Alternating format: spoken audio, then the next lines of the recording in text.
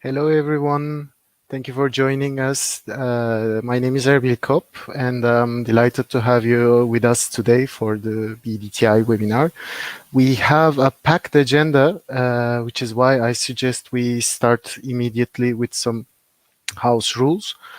I would like to remind you that on the right-hand side of your screen, you have a Q&A section where also at some given point during the presentations, we will have different polls that are prepared for you where you can interact with us. Please do keep in mind to please posting your questions to the speakers anonymously. This will help us to be GDPR and IDPR compliant and still reply to your questions with our speakers present.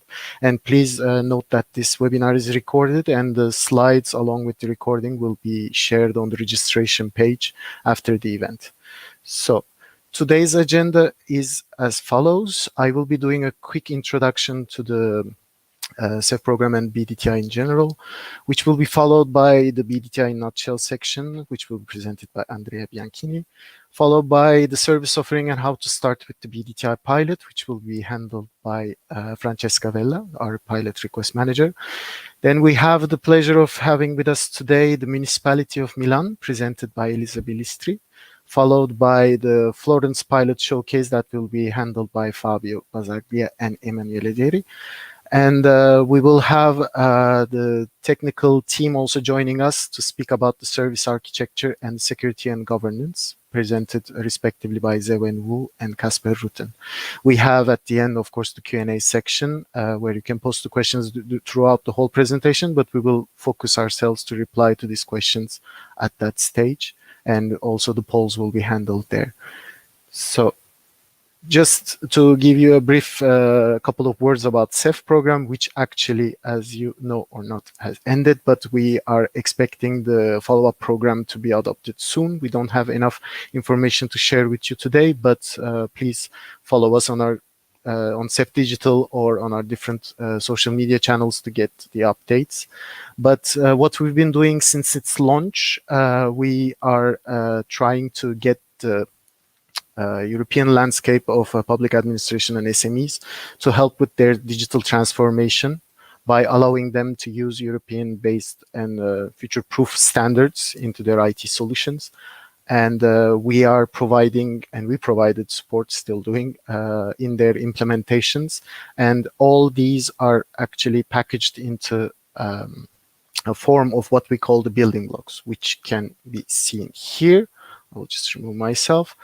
Today, the main focus, of course, will be the big data test infrastructure. I will not go into details, but it will be thoroughly discussed. The context broker and e-archiving are the two other data building blocks. One context broker being the tool that allows the contextualization of data and the real-time use and reshare of context information, and e-archiving for its preservation and reuse over the long term. The EPSI is one of the latest additions to the CEF Building Blocks catalogs, which is about the blockchain technology. Invoicing is a system that allows you to electric invoicing, again, based on standards. EID, e-delivery, and e-signature are the eIDAS building blocks, which allows secure authentication, secure transfer of data and information, and of course, its signatures. Once only principle, or OOP, is one of the latest additions, which allows the use of data held by public administration after it's encoded only once, as the name suggests. Last but not least, we have the e-translation building block, as the name suggests, is the machine translation for your documents and web content into official EU languages, but also many more. And just briefly, not to go into detail, when you are adopting one of our solutions, there are always three different ways of implementing this to your existing solution, which are either you buy one existing solution compliant with our standards, you can build from scratch, and or reuse our sample software that's made available through CEF Digital to you. But one thing to remember, this whichever path you choose, we will do our utmost to help you start your digital transformation and make a success with the implementation and overall your IT solution.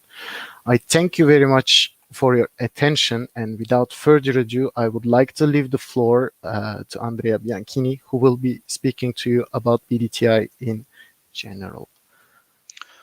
Hi, Yes, thank Andrea. you, Erbil. The Hi, floor hello, is yours. everybody, and thank you for being here. I'm Andrea Biancini. I work in the European Commission and, in particular, in DG Digit, where, amongst the other responsibilities, I'm managing the Bdti project.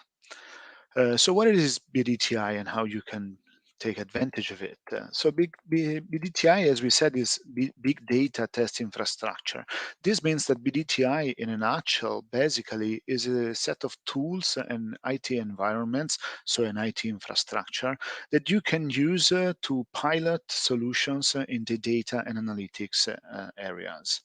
So basically, if you want to experiment or do small pilots or start a new project dealing with data and dealing with these kind of technologies and techniques, probably the easiest way to start this is to use big data test infrastructure to have all the, let's say, environment and all the technical stuff ready to be used so that you can very quickly start doing your business and doing your logic.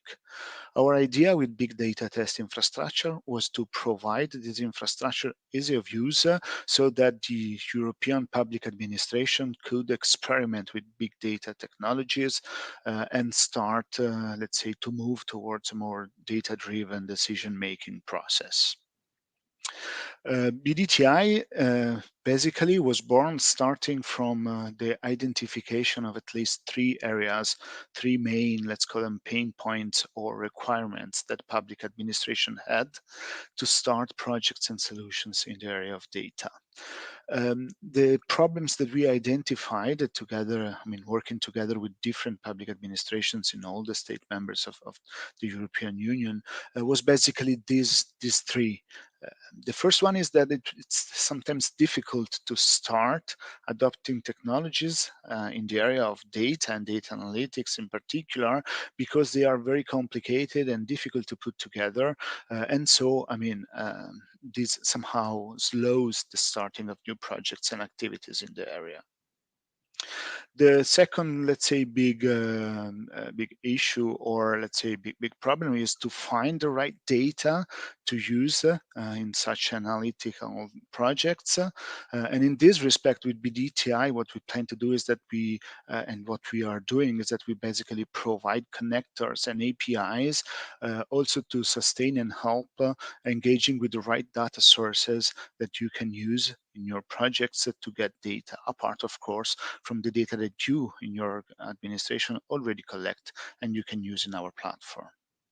The last pain point that we try to address with DTI is the sharing of knowledge and the sharing of solutions, because between different administrations, and we see this as a specific important, let's say, point of improvement, because by sharing solutions, by sharing knowledge, it is easier to grow together in the development of such solutions, and also to overtake the limitations that maybe some of us are experiencing in projects like this currently nowadays.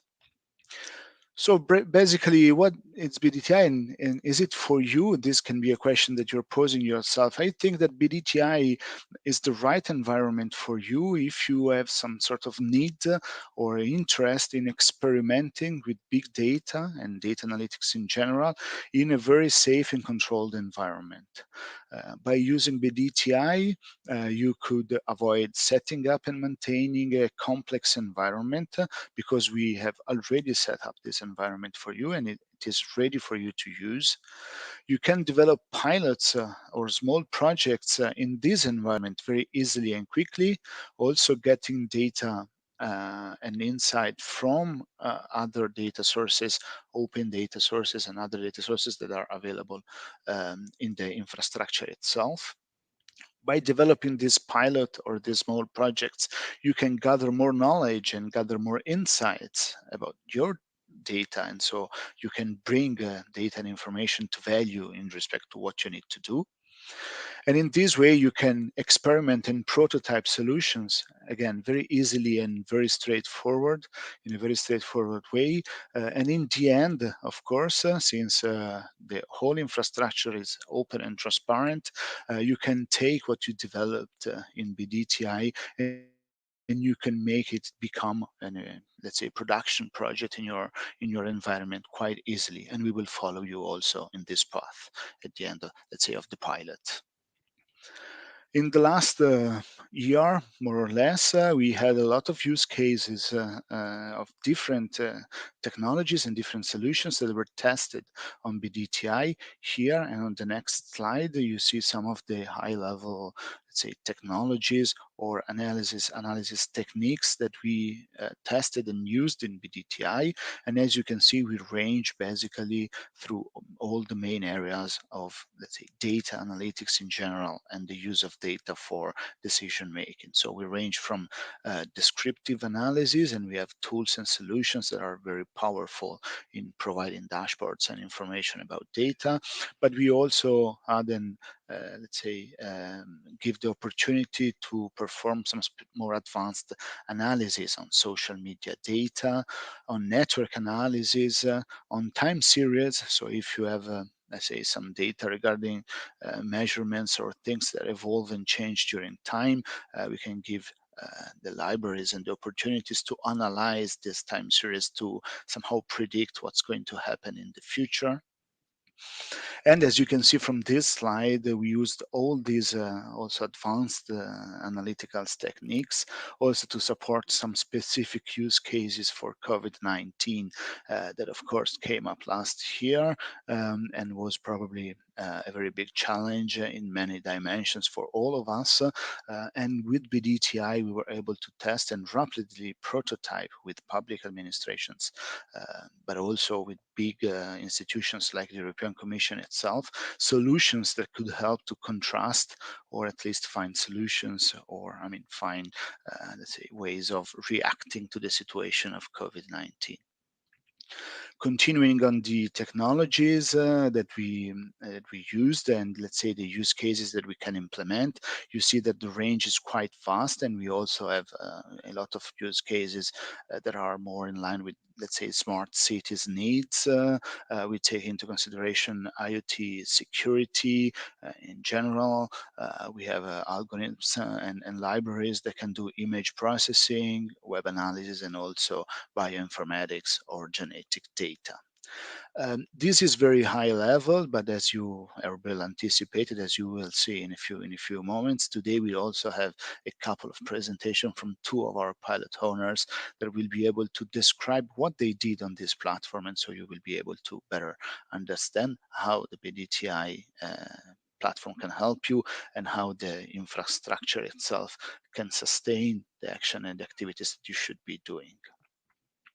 Lastly, to sum up, these are the main benefits that we have seen Bdti could bring to our pilot owners, and we can see them as divided into at least three main areas. One area is the one very tied to the infrastructure, and so Bdti somehow gives the opportunity to have an interoperable, very high performance and scalable environment already available that you can use easily for testing your solutions.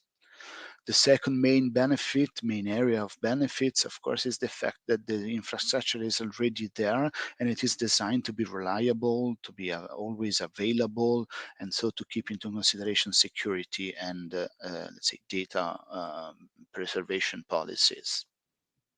The last area of interest and the last area of benefits that I want to mention is that by engaging with Bdti, with our team and with our infrastructure, you have the opportunity to share, exchange information, share data, and also share knowledge within the community of Bdti. So with other pilot owners, with other public administrations facing similar problems to yours, and I mean, with our portals and with our community engagement tools, you can interact with us and our teams, but also with other administrations maybe facing similar problems to yours. All these in the pilot phase. So for the first experimentation of the project comes completely free of charge, and so all of these features can be accessed and used by all of the public administrations in Europe that do a request, and we will see how to do that completely for free in the first phase. And so this is also why I mentioned that maybe BDTI is probably the best way and the boost, the most powerful boost that you can have to your data projects to start dealing with this kind of solutions. Thank you for the attention. If you have any questions, of course, we are here. I would make the others continue for me. Thank you very much, Andrea, for this great presentation of BDTI. I will now add Francesca to the fold, which is our pilot request manager. Hi, Francesca. The Hello, floor is all yours. thank you. Thank you and good afternoon, everyone. I am Francesca Vella, the BDTI Pilot Request Manager, and today I'm going to present you all the services offered by the Big Data Test Infrastructure and all the steps you need to follow in order to open a request for a BDTI pilot. So, in this first slide, you can see the entire set of services included in the BDTI service offering. As you can see, they are split between different phases. The first one is the request phase, during which we collect all the requests we received for BDTI through our service desk. Indeed, the service desk is our single point of contact, and through it, the users can open a ticket to directly submit a request for a pilot or just ask general or technical information related to BDTI. Together with the service desk at the beginning of the process, we also activate the onboarding and stakeholder follow-up service to support the BDTI pilot requesters. So since the beginning through all the duration of the pilot until the end of the project. In particular, what we do initially is to help the users to understand what is BDTI, what can be done with BDTI, and which type of analysis can be performed in it. In addition, we guide the users in defining a specific direction for their projects. So we help them to define a use case that can be implemented, and we identify together with the users all the requirements needed for the project. Once we collected all these inputs, the technical team proceeds configuring the platform, so providing our core service, the test infrastructure. The test infrastructure is the sandbox environment in which users can, during a period of 6 months, experiment with their big data, analyzing them using some specific tools that our BDTI technical team will install on it. Of course, during the duration of the pilot, the platform can be reshaped and readapted for any need. And then at the end of the pilot, what we do is to collect feedback and insights from the users regarding their experience with BDTI. This is very useful for us to constantly improve and to, yes, to improve not only the platform, but also the other additional services. Indeed, as you can see in the slide, BDTI offers a series of additional services as the catalog that you can see represented in this slide. The first one, the data sources catalog, is a centralized repository of reliable open data sources that users can use to find the data that can be useful for their projects. Indeed, this open data can be combined with the data that the users have already collected to expand their analysis. And then there is a second catalog, the Big Data and Analytics software catalog, which allows users to download analytics softwares that can be used for the analysis for the project.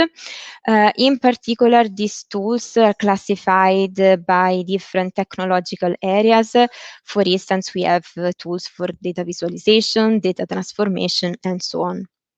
Then we have a new service, the Self-Paced Labs, which contains a set of clear tutorials that can be downloaded from the non-technical pilot members, so people that maybe not be familiar with data science methodologies and tools. And indeed, these tutorials can support them in starting experimenting with their data with BDTI. Another important service is the Bdti community portal, which is a space where members can share their experience and knowledge on Bdti and big data in general, and create synergies with other organizations, so enlarging their own network and creating some collaboration opportunities. Also through, for instance, a forum section.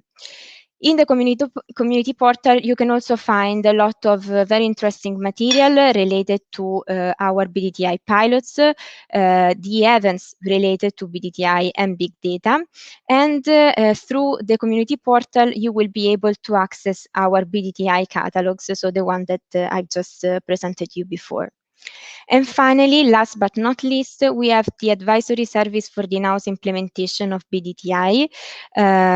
Indeed, the final aim of the European Commission is to help European public administrations to become more mature and being able also after the end of the pilot to continue their project in-house. With this aim, indeed, this service offered to the public administrations an estimation of costs and resources needed for the in-house implementation with related guidelines and recommendations. Okay, now we can move to the next slide, which represents how to get started with BDTI. First of all, once you get familiar with BDTI and its services, and once you have understood if your needs can be satisfied through our infrastructure, you can submit a BDTI pilot request, opening a ticket through our service desk in our website. In the following slides, I will explain you in details how to open this request. In general, coming back to the process, once we received your pilot request, in the initial stage, we support you understanding together how to shape the platform according to your needs, and we finalize together with you the use case you will implement for your project. Then, once collected all this information, the BDTI technical team prepares an estimation of costs for your pilot that will be submitted to our BDTI board. And once received the formal approval, the test environment is quickly set up, and all the specific tools are installed so that you can receive the access to start with your project and with your analysis. Now, as I was anticipated you, I will explain you step by step how to submit a BDTI pilot request. It is very simple. You can access our BDTI web page, our homepage at the link that you can see in the slide, and click on the yellow Request BDTI Pilot button. Please note that to access to the service desk, you will need to have a new login account. So if you have it, you can directly access to the service desk. In case you do not have it, you can easily create it entering your email address and filling the form with some basic information, the ones that you can see in the slide. Then, once you have filled in the form, you will receive an email to set your password for your EU login, and then you will complete your registration. This will let you be able to access to the BDTI service desk, so just inserting your password.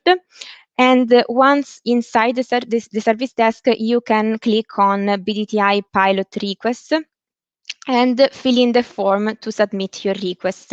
Basically, you just have to insert a summary and a description for your pilot, and in case you have any, you can attach some material that can be useful for your application. Now we can move to which are the acceptance criteria for a pilot to be approved. As you can see, they are listed in the slide and they are split into business and functional criteria. Starting from the business ones, we have one of the most important criteria. The first one, that is the requester has to be a public entity. It can be at national, regional or local level, but it is very important that there is the real and full engagement of a public administration. The public administration can also collaborate with other types of entities, for instance, a private one, but it is very important that it is involved as primary stakeholder, and the public administration has to be the requester of the pilot. Then a clear view of what the added value of a pilot will be has to be clear since at the beginning of the project. And we have to identify a clear contact point for all the duration of the pilot. So a person that will be our main contact for the project. Then moving to the functional criteria, a pilot can last up to 6 months. The type of analysis that have to be performed in it has to be in scope with the ones Andrea listed us before. The platform is completely for free for public administrations, of course, so there is no need to anticipate any money or to pay anything, but of course the pilot cost has to fall within the budget provided by the European Commission. Then it is important that the public administrations that wants to run a pilot have internally adequate skills and resources, so people and resources that can work on the project with a good level of maturity on the big data subject. And lastly, the European Commission tries to ensure as much as possible the geographical distribution of the different pilots. So we try to ensure to all the administrations of Europe the same opportunity. In these slides, there is an overview of some of our Bdti ongoing pilots with the focus on how Bdti is helping them. I will not go into details about them, as today we have the pleasure to have here two representatives of two important pilots who will share their experience through a very interesting showcase. In particular, today we will have Elisa Bellistri from the Municipality of Milan and Emanuele Geri and Fabio Pazzaia from the Municipality of Florence. In general, if you want to learn more about our Bdti ongoing and completed pilots, you can visit our Bdti community portal. Indeed, in the portal, we have a dedicated session called Bdti Pilots, in which there are a lot of information about the use cases implemented by the Bdti pilots and how Bdti is helping or helped them with their analysis. And so please go there and visit all the material that we provide you. And okay, now maybe we can pass through a small Q&A session. Indeed, we prepared small interactive sessions. We prepare some questions with multiple choices for you. These kind of sessions are really important for us because through them we can understand your preference in terms of different topics and constantly improve our services. So first of all, thank you in advance to all those who will participate to the session. I think, okay, we can start from the first question. To participate, you just have to go to slido.com and insert the code that you see in the slide. With this first question, so what could BDTI help you with? We would like to understand which type of analysis you would implement in BDTI in case you want to start a project. So which are the analyses that are more interesting for you, and in the answers, we listed the most common ones for BDTI based on the experience of the other pilots. So I leave you some more seconds just to be sure that that you are ready for the answers. Okay, let me say that basically the most commons in our pilots are surely the predictive ones, the time series one, and the descriptive ones, and also the COVID-19. Indeed, we have a lot of pilots that are implementing analysis related to COVID-19. So it is not a surprise for me that the most voted is the predictive analysis. And then we have at the second most voted, that is time series analysis, and then the network analysis together with the COVID-19. Thank you. We can move to the, I think we can move to the second one, the second question.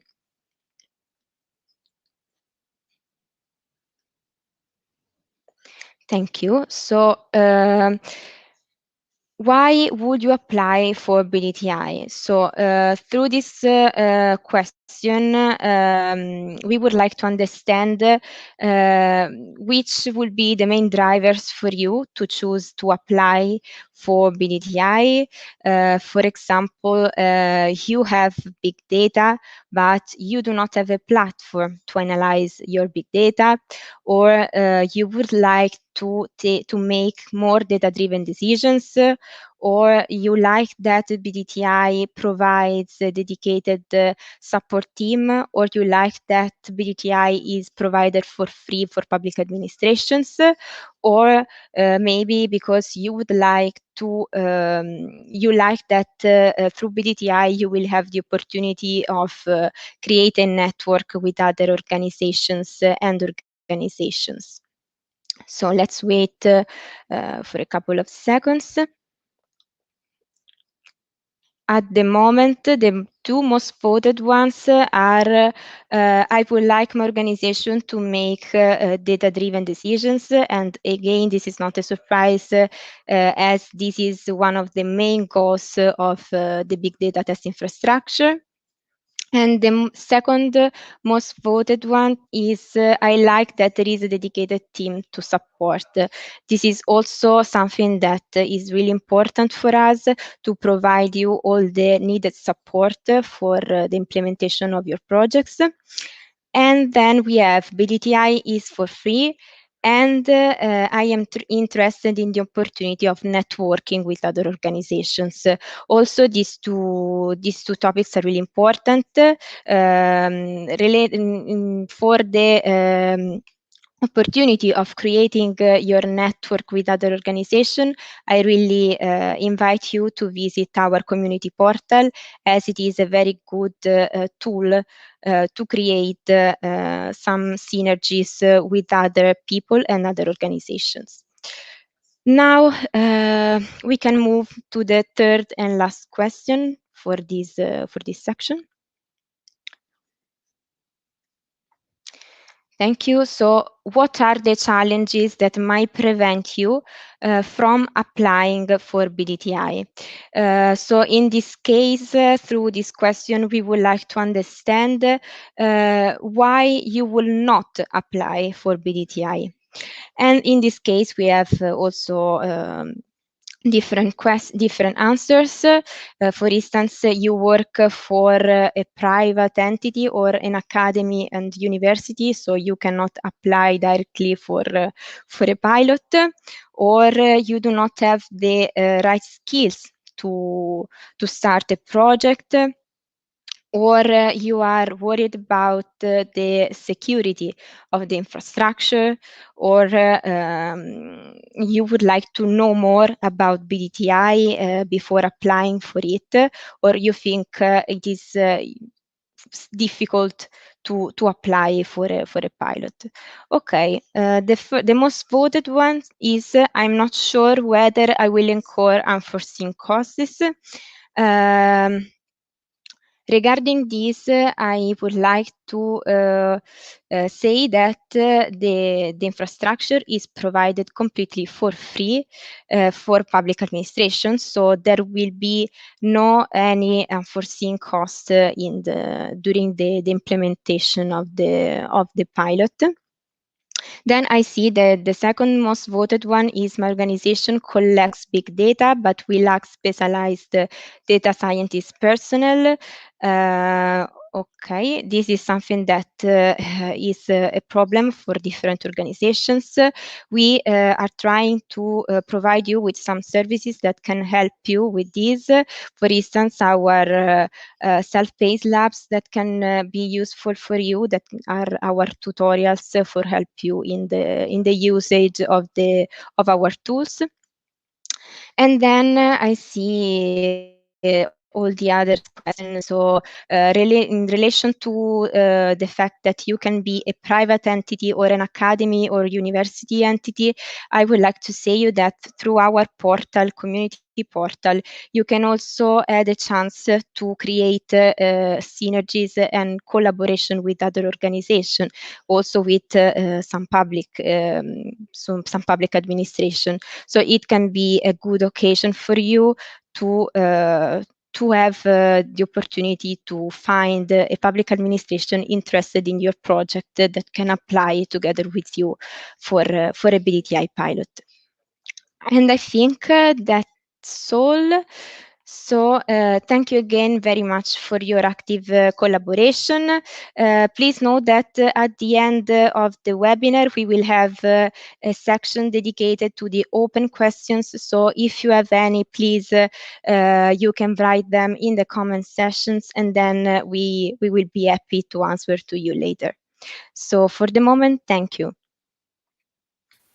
Thank you very much, Francesca. And indeed, one of the questions, just since we spoke a little about the costs that incurs by applying to the pilot, there was a question asking if the additional services were also free, which I think you replied quite well during your presentation. And the answer is straightly yes, no Yes. unforeseen costs at any point for public administrations.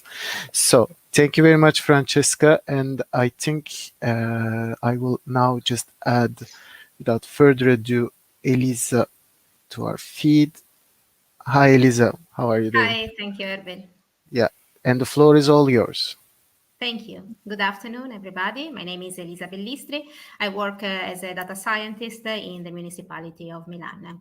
What I will tell you today is about our pilot in the BDTI project, and in particular what we did up to now in the first part of the pilot, and what we are going to do in our second part of the pilot. But first of all, I give you a very, very brief introduction about our division in the municipality of Milan. I work in the Analytics and Data Science unit, that is one of the four units that compose the Data Management and Integration division.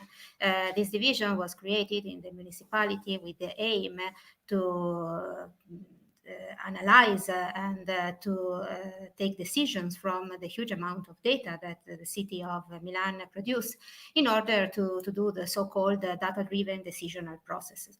In this sense, it's very interesting for us to participate in the BDTI project because in this pilot, we had the opportunity to experiment more with data, in particular with big data. And so also to improve our skills in what is the big data management. What about our pilot? We started the pilot in the very middle of the pandemic emergency, the COVID-19 disease. And as you can imagine, in a city like Milan, the city of Milan was organized to for a very huge amount of people moving, traveling, connecting within the city. But the pandemic period completely changed this configuration of the city.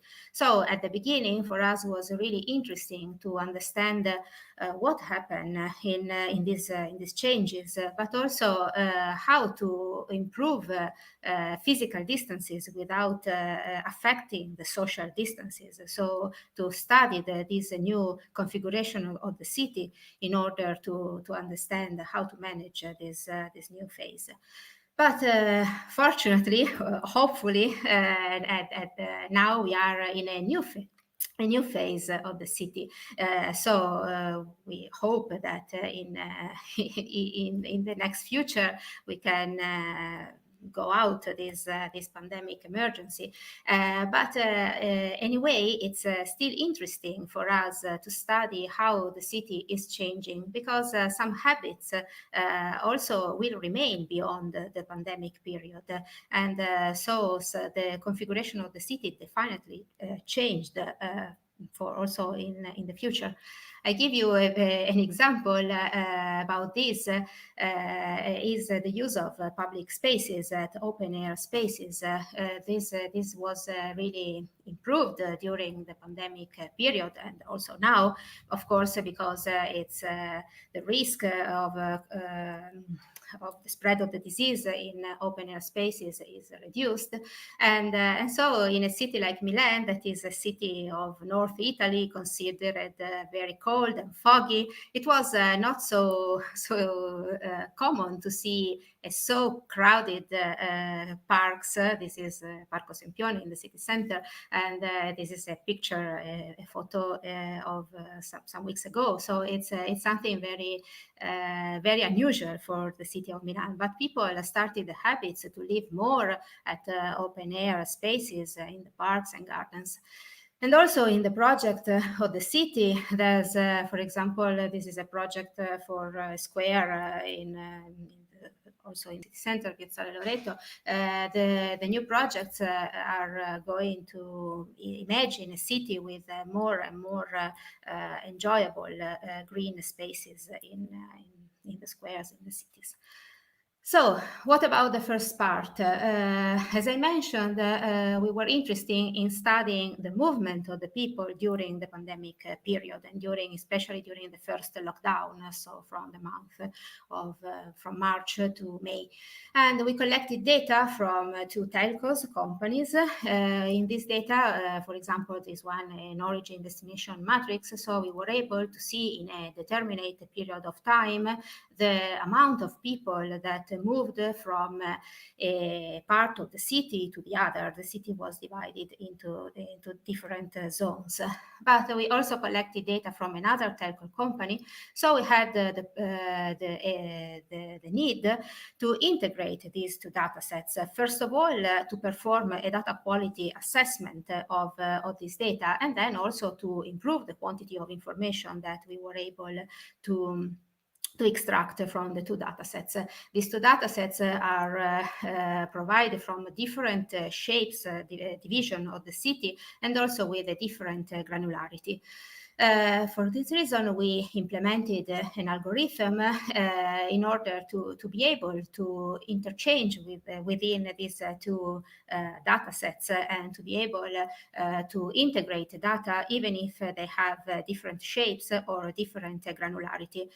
Of course, this algorithm also has the idea to create a platform where we are able to integrate data from different sources in order to compare them or to integrate them, and so to improve the quantity of information. But this first result is more aesthetic result. We have a picture of the city in a determinate period of time, as I mentioned, for example, the first lockdown last March. But now we are going to a second part of the pilot, where we would like to focus on more particular data sets, but in order also to implement the algorithm, in order to move to a machine learning algorithm, and not only to see the static picture of the data set, but also the dynamic picture of the data sets. And so to be able also to do a forecast model and to analyze the movement, the flow of the people, and to predict how this change also in the future, also when we will be over the pandemic period. In this second part, we hope, we'd like, we are planning to share this project, this idea, also with the municipality of Florence. And I'd like to mention this because within all the opportunities that Bdti gave us, this is one of the most interesting, because to have the opportunity to share ideas, problems, and solutions with other municipalities, and hopefully also to share maybe the daily work in the pilot.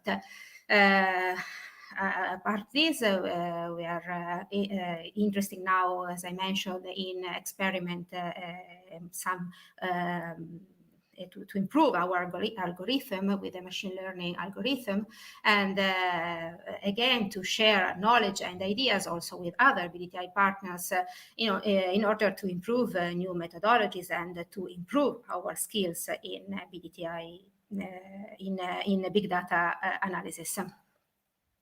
So the next steps, that's it, the construction of the predictive model to improve the tools for data integration and management, and the sharing of the results. That's all. Thank you. Thank you very much for this delightful presentation, Elisa, as usual. Very thorough. And as Elisa pointed out, and previously Francesca mentioned also our community portal, if you would like to start engaging talks about the related topics and Bdti in general, you're more than welcome to the community portal, which the link we shared previously on the Q&A section. So please feel free to do so. Thank you very much, Elisa. With that note, I will remove you and add, I believe it will start with Emanuele. If I'm wrong, we will correct that immediately. Hi, Emanuele. Hello. Hi, everybody. Good afternoon, everyone. Can you see my screen? Yes. Well, I will add it in a minute. Well, and good afternoon. I'm Emanuele Geri, and I'm the Chief Data Officer of the Municipality of Florence. This role doesn't really exist, but it's my job, and it also concerns open data and geographic information system. I've been working on data for the Florence municipality since 2006.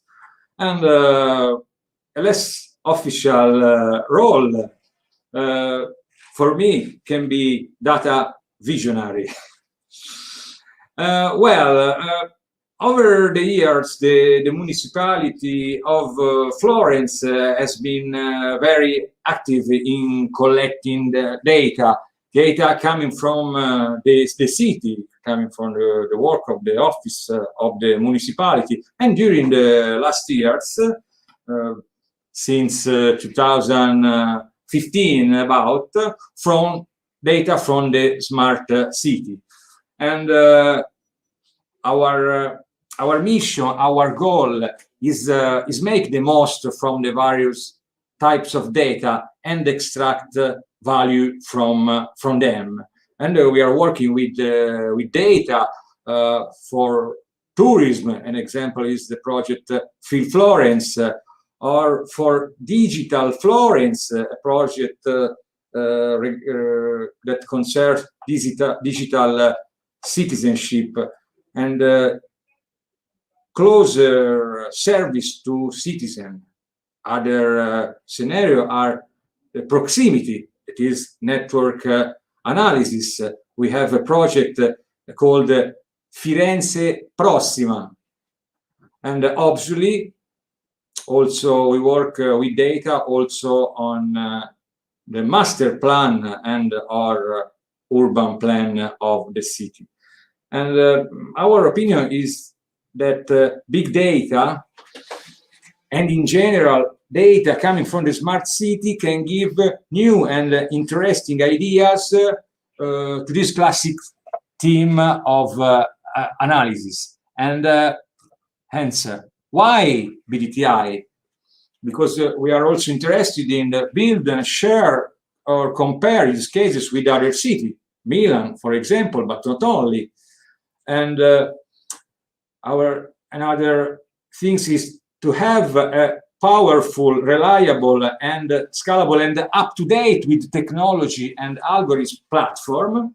And last but not least is to have a team of experts to support and discuss ideas with us.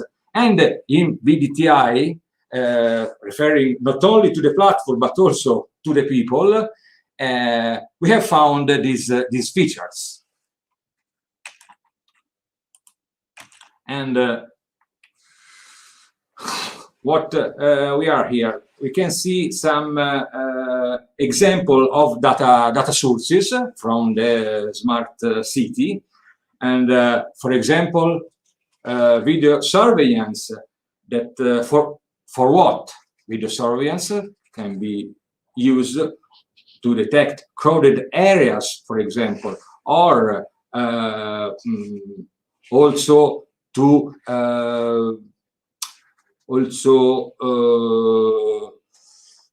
other particular behaviors between through image processing, for example, to find crime scenes or others.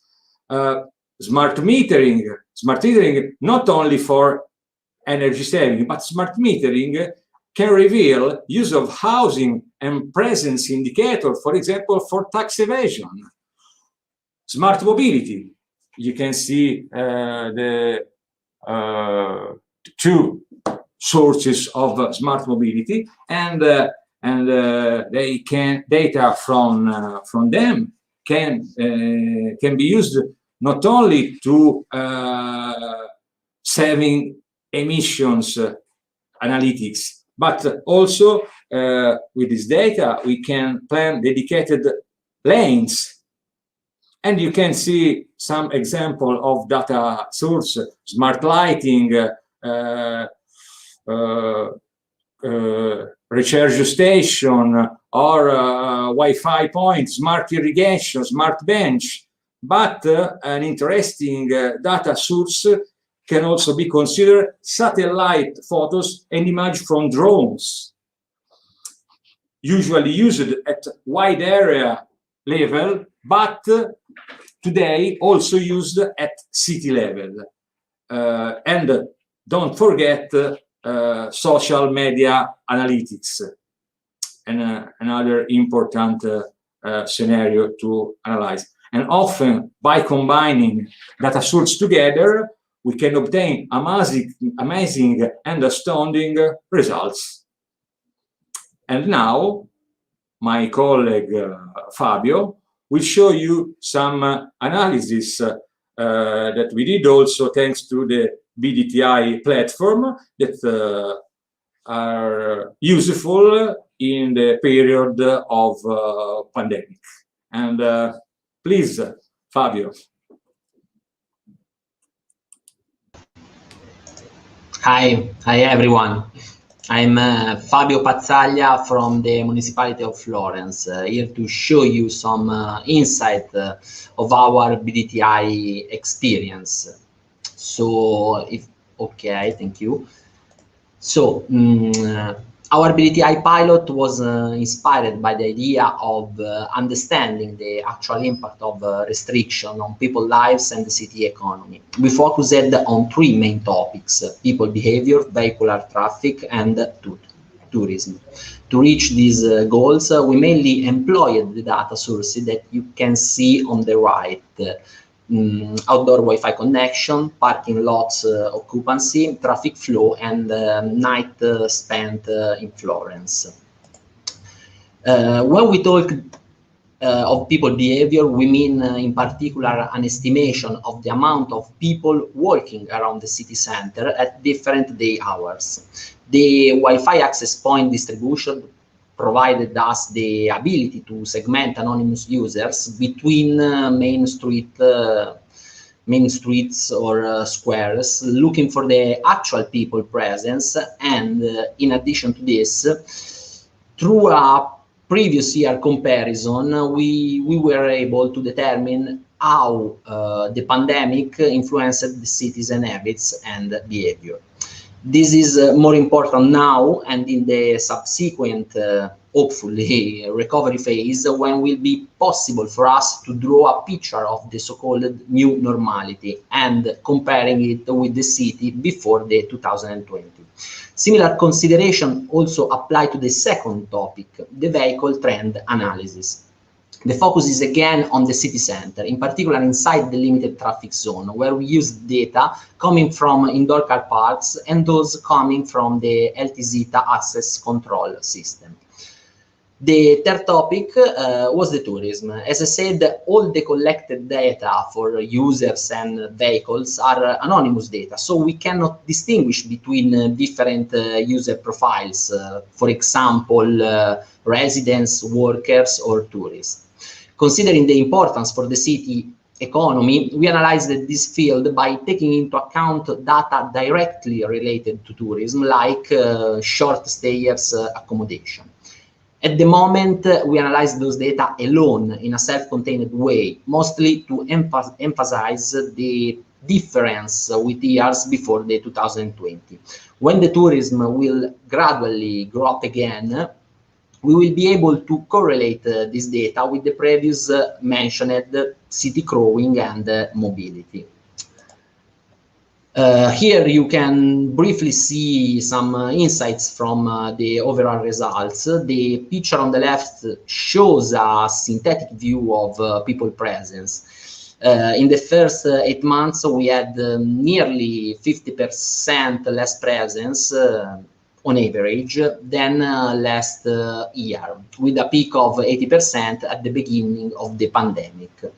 Similar value we had across the entire year 2020 for what concerns accommodation, and obviously caused by the lack of tourism. For the vehicle trends on the top right picture, there is a summarizing cross table representing the actual variation with previous years divided by months and city zones. Data-driven decisions. Starting from the people presence analysis, and thanks to the acquired knowledge, we developed a crowding alert system built on top of our available data. The output information is in form of a red, yellow, green semaphore, depending on the crowding level of a particular city place. Simplifying, the application constantly monitor and process the real-time data coming from sensor, and when a potential crowded situation is detected, an email is sent to a bunch of predefined users. This works for now because in the future it is planned to make available this information also for citizens. The central picture shows a daily histogram for the Duomo Square recorded in December 2020 and obtained by sampling the crowding level every 20 minutes. The y-axis represents the number of time slots, and as you can see, actually not because the x-axis font looks too small, but as you can see, the majority of red and orange alerts was during the shopping weekends and holidays of December. You can also notice that during Christmas and the last day of the year, where the chart shows completely green colored bars, Italy was in full lockdown. Clearly, this system is open to add new data sources in input, and we think it can represent a concrete example of how we can efficiently transform data into information useful for our decision makers. To conclude, looking forward, we are planning to switch analysis into prediction. We want to use Bdti platform to experiment machine learning techniques applied to our data. We think that local administration must face similar problems now and in the next future. And for this reason, we are currently talking with other important cities like Milan in order to define a potential collaboration, join forces, capabilities to develop new ideas for the city of tomorrow. As a municipality, we strongly believe in a data-driven city, a city where digital innovation plays a fundamental role to support people, economy, and possibly to make the citizens' life easier every day. Thank you. Thank you very much, Fabio, for this wonderful presentation and also being with us to share your experience using Bdti and the multiple challenges we're trying to tackle both sides of the spectrum. Thank you very much. I will now leave the floor to my esteemed colleague Zewen, who will be speaking about Bdti service architecture. Hi, Zewen. Hello. Yeah, thank you, Fabio and Emmanuel, for your pilot showcase and also your very interesting results. With that, you can share my screen. Okay. So you might have, from all these showcases, you might have wondered, yeah, what are actually the list of architectural services that I can use for my use case. So with that, I present you my for the next slide, the Bdti service architecture service offerings, where we currently offer to our Bdti pilots. A little introduction. My name is Seven Wu. I'm one of the members of the technical team of Bdti. And yeah, with that, I can go to the next slide. So here you can see a list of all our services in our service offering or architectural services. And we have three main Bdti pillars of solutions. We have data visualization solutions, we have data query and processing solutions, and we have data storage solutions. An aspect we like to mention is that our infrastructure is hosted in the cloud, so which means that important aspects of an IT infrastructure is managed for you by our technical team and the cloud provider where we host our infrastructure. So this aspect might include the infrastructure security, the identity and access management of Bdti users, logging and monitoring of the IT infrastructure. For example, performance issues are managed by us, and data protection. The Bdti infrastructure is isolated and secured from prying eyes of the internet. For the next 5 minutes, we will give you a high-level overview of our Bdtr architectural component categories. So this includes analytic workbenches, data lake solutions, big data analytic solutions, database solutions, search analytic solutions, and our AI solutions. So we start with our analytic workbenches. So in Bdti, we provide two main work environments for the analysis of your data, for producing and publishing insights. One is the workspaces, which is a virtual Windows desktop environment, which you can log in using your Bdti credentials. It can function as a work environment to install Windows applications that you prefer to use during the analysis of your data. For example, RStudio, Jupyter Notebooks, KNIME Analytics. However, it can also function as a connector resource to connect to other Bdti services that you like to use. So for example, You can use these workspaces to connect to the different relational databases that you might have opted for at the registrations or at the registration of your Bdti pilot. The other work environment is a data science studio, but we also call it the data science virtual machine, which is essentially a Linux-based virtual machine for any Linux-based application or any heavy compute that you would like to apply on your data. The next architectural component category is data lake solutions. So currently we use Amazon S3 bucket as the object storage of the Bdti infrastructure, which is a solution we provide to securely store your data in the cloud, but also allowing our other Bdti resources to securely import your data for analysis. So for example, you can use data science virtual machines to import the data from your S3 bucket for analysis. Furthermore, S3 is also very compatible with big data applications integrated with Spark Hive clusters solutions. So this brings us perfectly to our next category, which is the big data analytics solutions. So as the name of our organization already describes, we will not be the big data test infrastructure without including some dedicated solutions for big data use cases. So in this case, we provide dedicated solutions such as managed Spark and Hive clusters for any big data use case you might have. We continue with the database solutions. So just as S3 buckets, it is a storage solution. However, databases are more suited for relational data sets. Very useful when you want to define, for example, static schemas, utilize the relationships between your data sets, and using SQL querying tools for analyzing data sets. And in this category, we provide MySQL database servers and MongoDB database servers.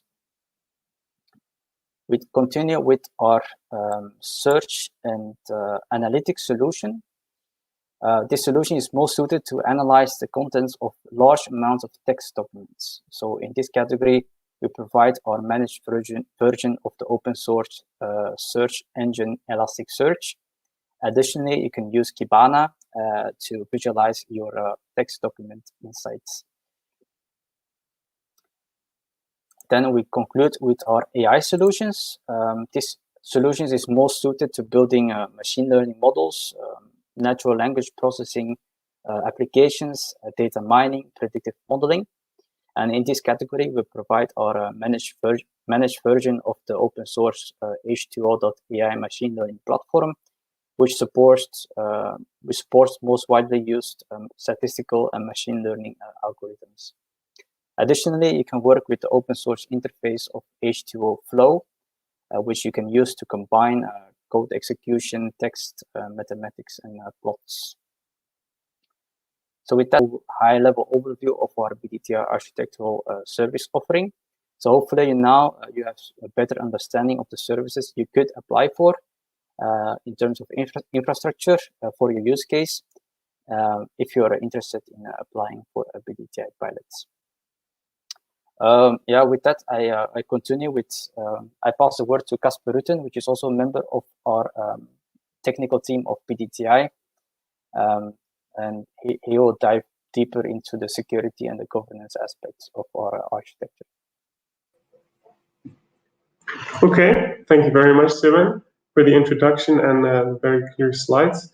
So, hi everyone, I'm Casper Rutten. I'll take 5 minutes of your time to cover some common security concerns people have, seeing as Bdti is a cloud-hosted solution.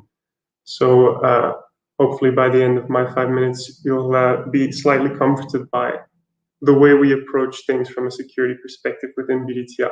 So without further ado, I've broken it down into 3 main concerns that people tend to have. Some of these are sourced from the previous webinars we have, where these are concerns raised through the chat there. Some of these are from personal experience also. If you have any further, please put them in a question format and we'll get to them also. So on the first pillar, we have privacy, where once you hand over your data between brackets, you might not be so sure that that the data remains your own. So this is a very common concern we have, not just us, but every cloud reseller or vendor. But so on this front, we have gone quite far in virtualizing the different environments to be entirely separate, and there is no overlap of any kind and no access of any kind from any other stakeholders into your data or your resources, both compute resources, basically all the resources that Zewen mentioned in the slides just now.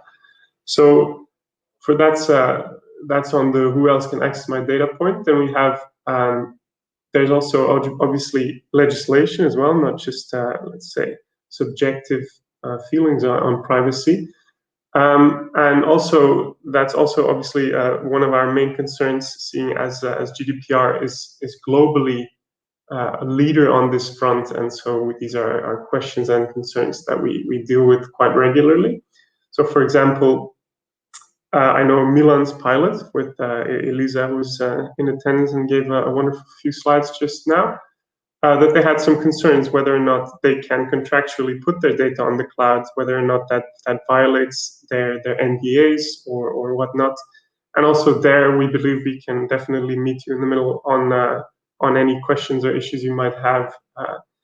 And we benefit from sort of a framework understanding with the cloud vendor, with Amazon, on from the European Commission side, to where all your data will be stored within Europe, and we have ready-made answers ready for any inquiries that you might have on this front. Then a second one is that maybe the cloud is a bit too, let's say, challenging or technologically a bit out of reach, maybe, because it does represent a paradigm shift in some ways that not everybody might be ready for. But this, I would say, is sort of the core model of the Bdti offerings to close this gap entirely. That we can, as far as reasonable, we can close this gap entirely by managing all the more obscurities and then the non-business related setup and configuration and all the domain knowledge, let's say, will be entirely deferred to us. So really, from your perspective, it shouldn't entail any real challenges technically or technologically speaking. So yeah, as it says, the Bdti team will abstract most of the technical details, and obviously we're also always there for support if something does arise or you're not certain about something. And then on the last front of common concerns we see in the security space is the cyber attacks concern, which I think year over year becomes more and more relevant and prevalent as the headlines do obviously keep filling up with companies and entities targeted by these cyber attacks.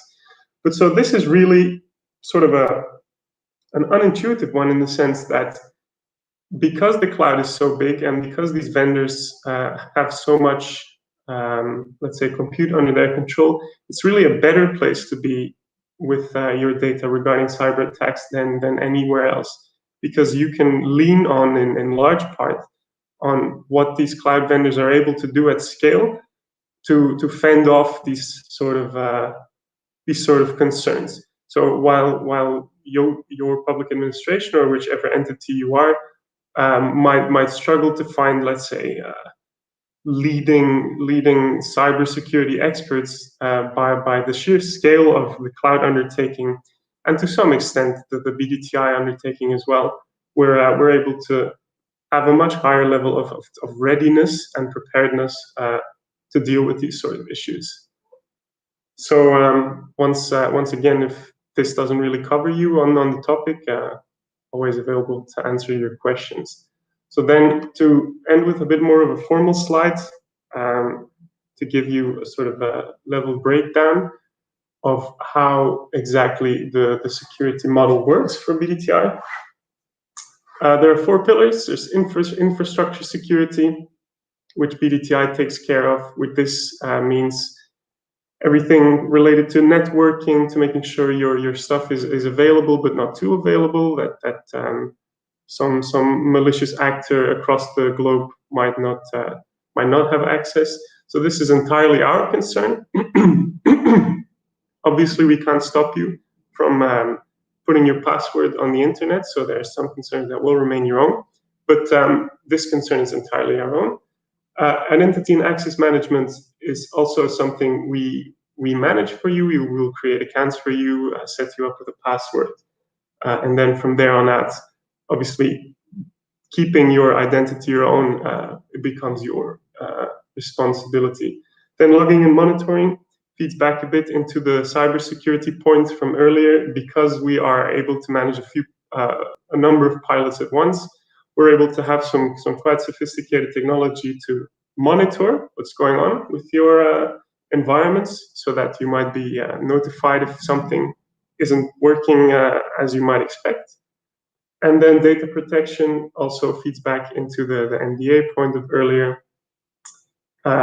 We have a framework understanding with the cloud vendor to store all your data in European data centers, and a whole myriad of security measures regarding encryption and such to protect it while it is either on the cloud or in transit. With that, I'll hand the floor back over. Thank you for your attention. Thank you very much, Casper. Thank you very much for this presentation, and also one of the key points that we've been able to identify over our experience with the pilots or different calls that we might have with interestees. Security and governance is definitely a key focal point that keeps on coming, and thank you for this brief but efficient presentation to clarify some of the points. And as Casper said, please feel free to put your questions, if any, at the Q&A, because we're reaching actually the end of our presentation and everything that was scheduled. And I do believe that the technical team have a couple of polls that you would like to run also, which I will now launch. I don't know who you would like to be interpreting the different things. I don't know, Francesca, sorry, or Zewen? Francesca or Zewen. Okay. Allow me, then I will quickly remove you and myself and add Zewen and Francesca to the fold.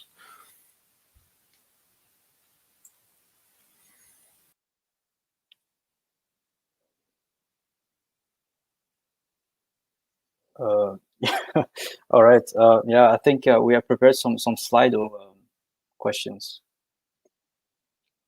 Yes, So, sorry, it's taking a bit longer than I was expecting. Sorry, apologies for that. But yeah. our audience will see at the right-hand side of the screen what I'm currently projecting, and I'll remove myself while adding this. There you go. Okay, yeah. So for the live poll, the first question is, I presented some services in terms of architecture, and based on your use case, which Bdtr architectural service do you think you can utilize in your use case? So that is our first live poll here.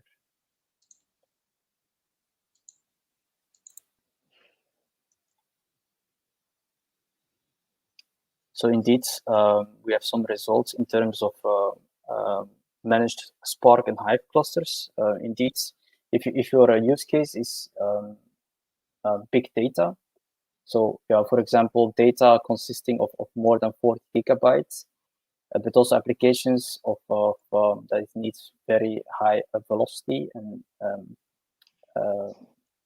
it's also in terms of Spark and Hive clusters are really suited for that use case.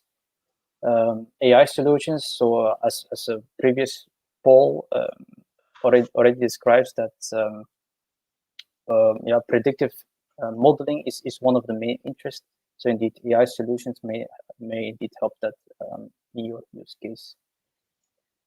Indeed, data science virtual machines, if you want to do, indeed, again, linked to the AI solutions, if you want to do some advanced modeling where it involves large GPUs, CPUs, then data science virtual machine is definitely suited for that. and database solutions, indeed, if there's some relations in your data set that you would like to model and that you would like to analyze using SQL querying tools, that might be very interesting for you. Indeed, Elasticsearch and Kibana. Indeed, if you have some document analysis, that special platform dedicated to your document analysis, Elasticsearch is definitely the service to go. Yeah, thank you very much for your results. That's definitely very insightful for us, as we can put consider this in our in the improvement of our architectural services in the future. Maybe go to the next question. I believe there's another slide. Let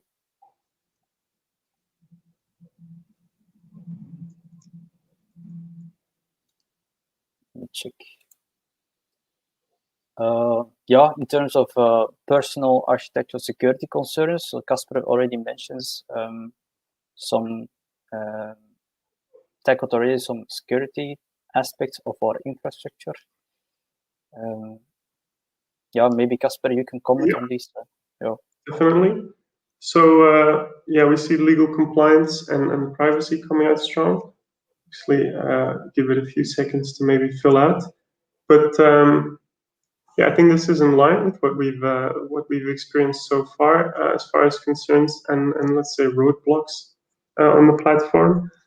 And yeah, similarly to the last question, something we can keep in mind with regards to how we onboard pilots so that we have good recourse and good answers ready for when these issues do arise. So yeah, a few extra words maybe on the legal compliance then. Seeing as AWS, which is the main cloud vendor that we lean on for BDTI, is an American company. They're early on, and especially I think in the public view, there's a lot of concerns with regards to your data being accessible to the American government if requested.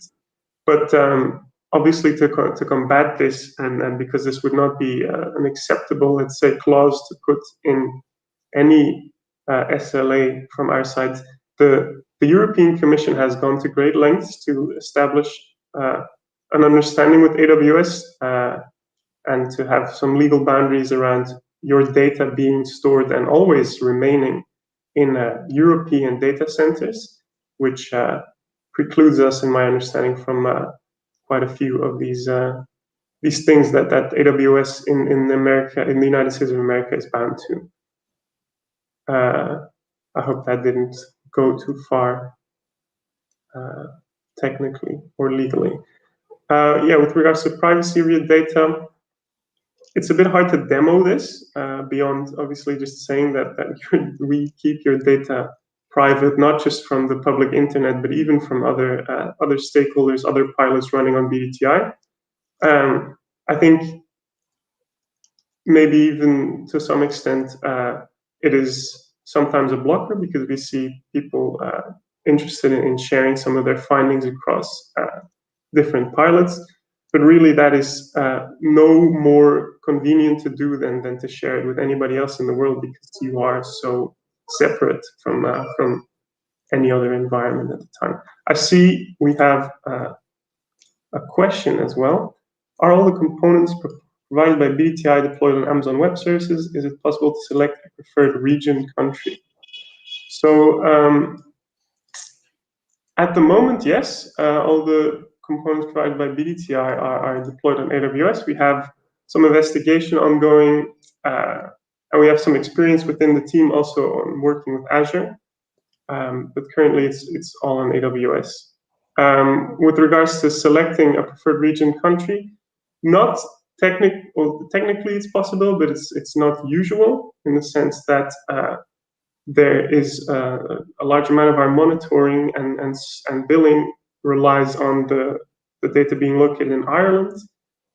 If this is a request, however, or if this change is if this changes things for your pilot, I don't think there's any concerns with investigating this or even deploying it elsewhere for your request. It's not technically very difficult. Yeah, but yeah, like Sewen wants to mention, there's no way to store it anywhere outside of Europe, however. So we have, I think, a handful of options within the European Union, but there's no way for you to have any BDTI related stuff outside of Europe. Okay, thank you for the participation. Right. Thank you very much indeed. I will check quickly the Q&A section to see if there is anything new coming in, but unfortunately, no. This concludes actually all that we had in store for you. I will maybe just to, while waiting, so please I remind that we posted a satisfaction survey in the chat. If you can take a couple of minutes to reply to this, it will also help us to improve our ways of getting in touch with you. And following this, you will also receive a stay in touch form, all of our registered participants. If you wish for us to get in contact with you directly, this is also one option. Otherwise, the service desk is always available. I don't see any movement, so maybe this was not scripted. I hope my participants, which I really appreciate their presence, will not hate me for it. I will add everybody back to the stream to say a proper bye to everyone. Allow me to do this. Elisa, Andrea, and Emanuele as well. And this is completely unscripted, so don't hate me. And thank you very much for your participation and making this webinar a huge success. And I think this concludes the whole thing. So I will also take this opportunity to remind our audience that we have another webinar upcoming. Maybe Francesca, if you want to touch a couple of words about that by the end of June, that we're Yes. currently doing the finishing touches. Yes, we will have this second webinar at the end of June that will be more focused on the technical aspects related to Bdti. So shortly we will start with the marketing campaign, and you will have more details on the agenda and on the event in general. So please, I hope that you will be able to join also this other webinar, the following one.